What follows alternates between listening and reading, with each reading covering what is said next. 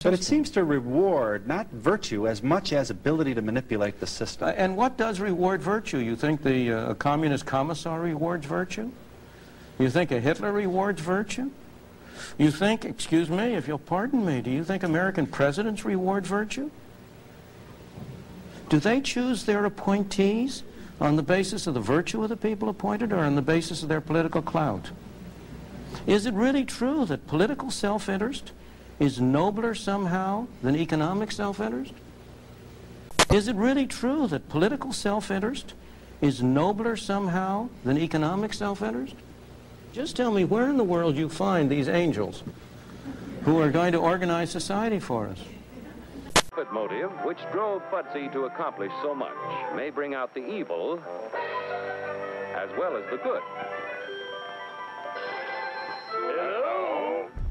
I believe the mistake that a lot of people make when they think about corporations is they think, you know, corporations are like us.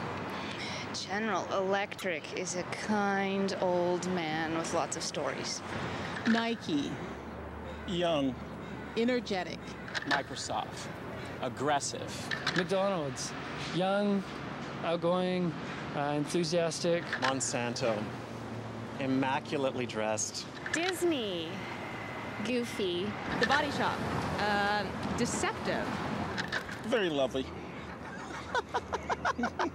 Do you know what the Body Shop is? Nope. They think they have feelings, they have politics, they have belief systems. They really only have one thing, the bottom line.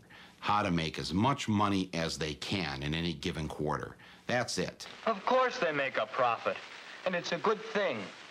That's the incentive that makes capitalism work, to give us more of the things that we need. That's the incentive that other economic systems lack.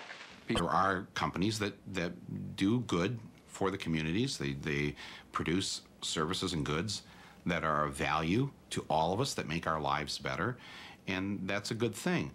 The problem comes in the profit motivation here, because these people, there's no such thing as enough.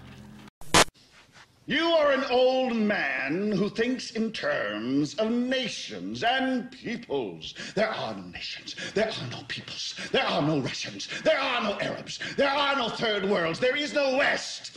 There is only one holistic system of systems.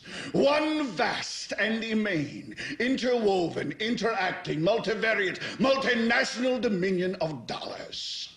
Petrodollars, electrodollars, multi-dollars, Reichmarks, Rins, rubles, pounds, and shekels. It is the international system of currency which determines the totality of life on this planet. That is the natural order of things today. That is the atomic and subatomic and galactic structure of things today. It's about competition. I mean, it's about market share. It's about being aggressive. It's about shareholder value. What is your stock at today? If you're a CEO, I mean, do you think your shareholders really care whether you're Billy Buttercup or not? You know, do you think that they would prefer you to be a nice guy over having money in their pocket?